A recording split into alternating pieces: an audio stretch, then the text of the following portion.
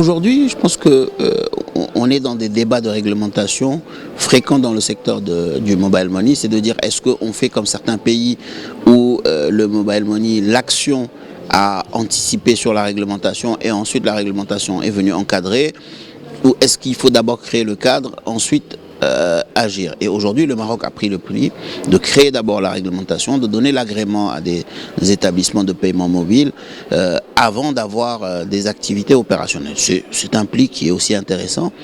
Maintenant, il faut juste que le rythme de régulation soit extrêmement rapide parce qu'on est dans un secteur qui évolue très vite. Donc pour traiter d'un certain nombre de sujets, aujourd'hui on a les agréments, il faut traiter de l'interopérabilité entre les opérateurs, de qui détient les infrastructures, comment on fait sur les plateformes USSD, est-ce que ça va être ouvert à d'autres acteurs ou est-ce que l'opérateur va garder sa plateforme. Donc c'est des sujets sur lesquels la régulation doit être une force rapide d'action parce qu'on est dans un secteur où vraiment on a besoin de l'inclusion financière, on a besoin que le paiement mobile permette d'inclure financièrement des populations qui n'y sont pas encore. Et pour ça, la réglementation va être un socle assez important. Je pense que le problème de confiance n'est pas vraiment la question aujourd'hui. Aujourd'hui, la question au Maroc, c'est d'abord comment on communique et on sensibilise pour que le porte-monnaie électronique soit adopté par les populations. Ce qu'on voit aujourd'hui, c'est tellement basique. Vous allez au Sénégal, en Côte d'Ivoire, au Cameroun, au Kenya, toute population, toute personne a un porte-monnaie électronique et c'est devenu basique. Quelqu'un vous demande de l'argent, il vous dit envoyez-le-moi par tel porte-monnaie électronique. Donc il faut qu'on soit dans cette dynamique d'intégration du porte-monnaie électronique dans le quotidien des populations. Une fois qu'on l'aura intégré dans le quotidien des populations, après, on pourra y greffer toutes sortes de produits, il n'y a aucun problème. Mais aujourd'hui, il y a un véritable enjeu de sensibilisation des populations. Je pense que ce n'est pas forcément le rôle des pouvoirs publics de sensibiliser dans le secteur. Aujourd'hui, il y a des opérateurs qui ont intérêt à avoir ces acteurs dans leur giron, à avoir ces clients qui adoptent le porte-monnaie électronique. Donc c'est à ces opérateurs de faire l'action de sensibilisation. Les pouvoirs publics mettent en place le cadre réglementaire. On peut les pousser, on peut les bousculer pour accélérer.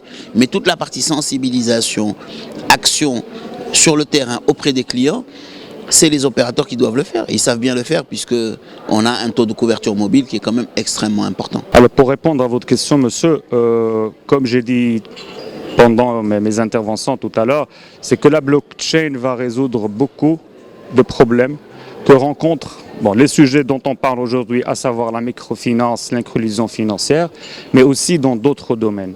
Pourquoi? Parce que on peut faire confiance à la blockchain, d'accord?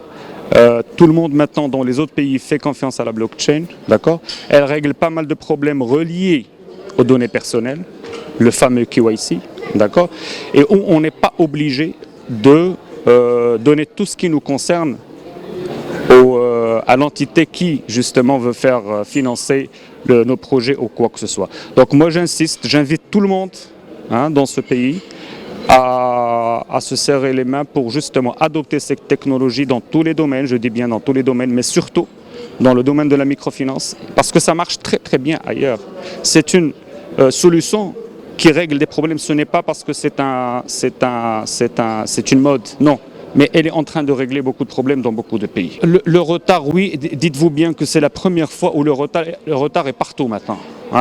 Tous les grandes nations technologiques, on appelait ça avant, elles ne le sont plus maintenant.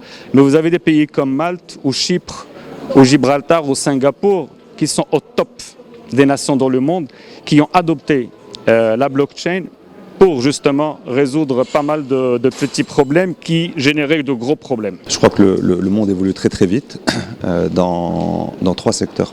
Principalement, c'est de par la technologie, c'est dans les télécoms, dans la banque et dans l'assurance. Et sur ces secteurs-là, ce sont chez nous comme partout dans le monde des secteurs qui sont réglementés pour que l'on puisse mettre en application toutes les évolutions technologiques qui impactent à travers le monde ces secteurs-là.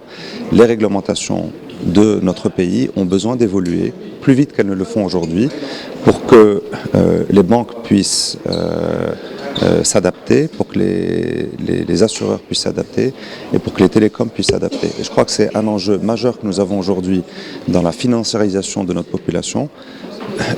Ça passe par une application plus forte des télécoms par exemple, mais d'autres modes de financiarisation, parce qu'aujourd'hui je crois que les banques ont fait un excellent travail, mais elles sont arrivées au bout de ce qu'elles peuvent faire, mais ce qui doit être financiarisé, ou le reste de la population qui doit être financiarisé, doit l'être par des manières différentes.